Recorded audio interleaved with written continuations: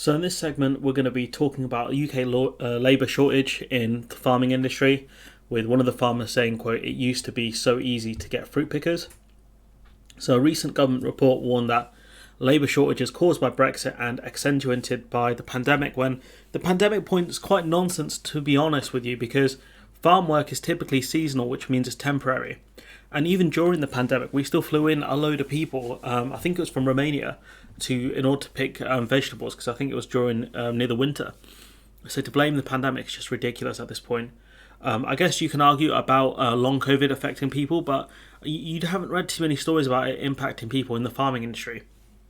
So in the farming industry, we're badly affected by our food and farming sector, with fruit suppliers often forced to leave produce rotting in the field. So they've done the planting essentially. They've sowed everything.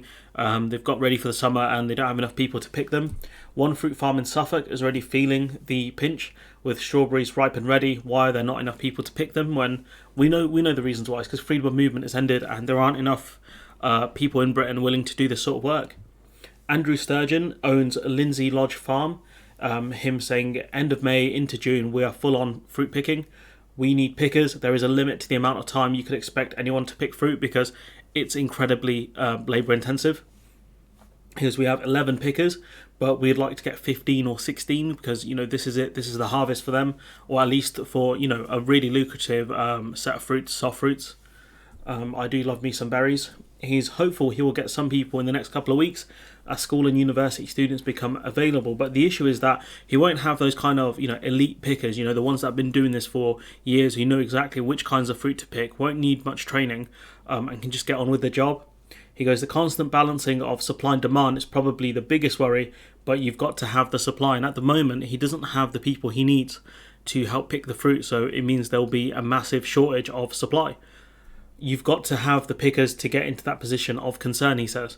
We had a system where if someone from the EU dropped out of our team, they would introduce a friend or relative to take their place. So essentially, the farms, if someone dropped out, the farms wouldn't even have to do anything, because the person dropping out for whatever reason would try and get their own replacement in. That's no longer possible, because you need visas. You can't just bring someone in, they have to get a visa. Last year, the government issued 30,000 seasonal worker visas, but Mr. Sturgeon said the horticultural industry needs 80,000 to 90,000 workers.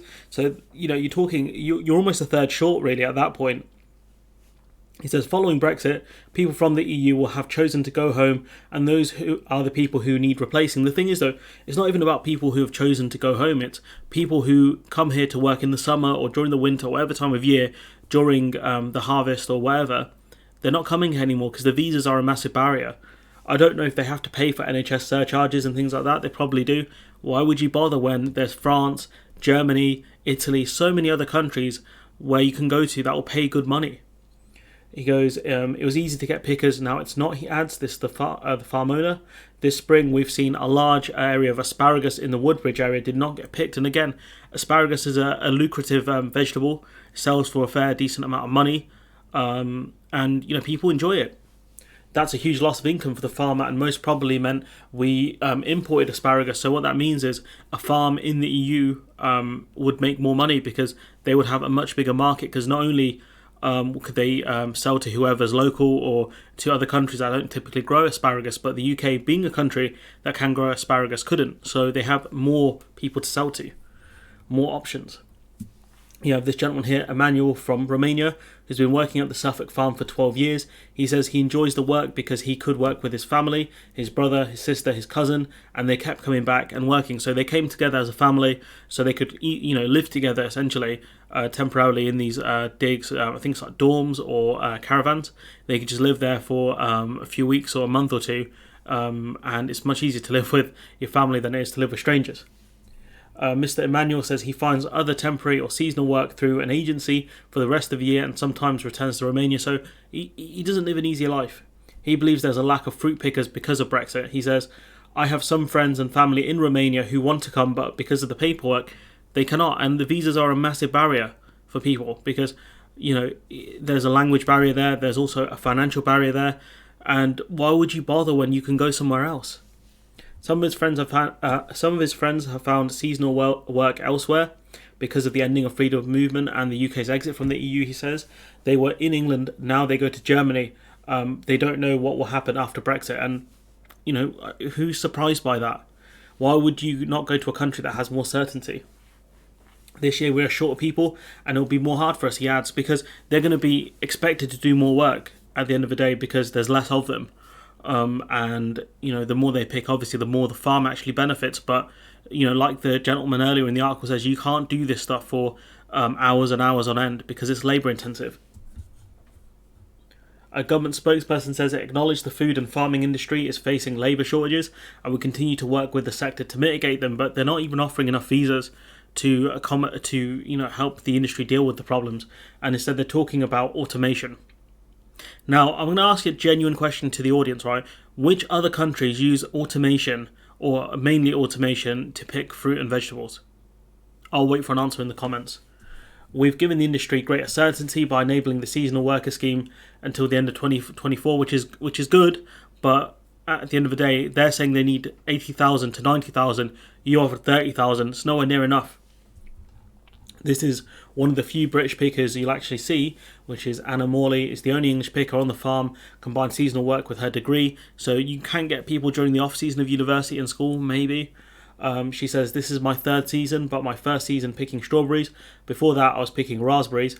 She is definitely not as fast as the other pickers, who are mostly from Romania, but she's learning slowly. And again, by employing, staff that aren't experienced, they're going to be much slower than staff from the experienced countries like Romania, for example. And so what that means is you're going to require more staff to pick the fruit. Otherwise, you're not going to pick as much as you normally would in years gone by. She says, I live local, it's easy and convenient. I wanted to work outside, so it suits me just fine. But the thing is, not everyone lives near a farm. The nearest farms to me are quite far. So again, this is not feasible for everyone. And this is where the government really needs to figure things out. And farms need to figure out, how do you encourage more people to maybe live in the nearby accommodation? You've got this gentleman here, Bogdan. He's the irrigation manager at this Lindsay Lodge farm and has been there since 2009. He says, if I'm still here, it means I enjoy the work, which kind of crazy, but sure. He originally came from Romania to work in Suffolk because the pay rate was right and the system was right. But now for new people, it's difficult to come here, the visa issue. In Europe, you can go anywhere and work anywhere. And that's a major pull factor for a lot of other countries. It's just easier. He says, for Romanians to work in the UK food sector, they need settled or pre-settled status or a seasonal worker visa. People like to go where it's easy. The pay rate is the same across the EU, which, again, I didn't know about that. That pay rate's fairly similar. He says, I have family in the Netherlands. It's the same conditions in the UK. The only difference is they don't need a visa to go and work in the Netherlands, and that's a major difference. It's just, it's hard to really figure this out here because the other fundamental problem is that once you have a visa, it only enables you to work at a certain farm. So if you're going from farm to farm, right, that causes you problems because you would need another visa, which, I don't know how much a visa costs, the seasonal ones, but at that point, why would you bother when you can go to an EU country, right? Say if there's a soft fruit industry in the other EU countries, you can pick strawberries one month, pick raspberries another month, depending on how they grow. Again, I'm no expert in agriculture, but you see my point. Is it's much easier to go from farm to farm to, as the months go on, to pick different kinds of fruits and vegetables, rather than coming to the UK, going to one that specifically mainly specialises in strawberries. Once the strawberry season is over, what do you do then? You've got to, you either go home or you find something else to do, which you need another visa for.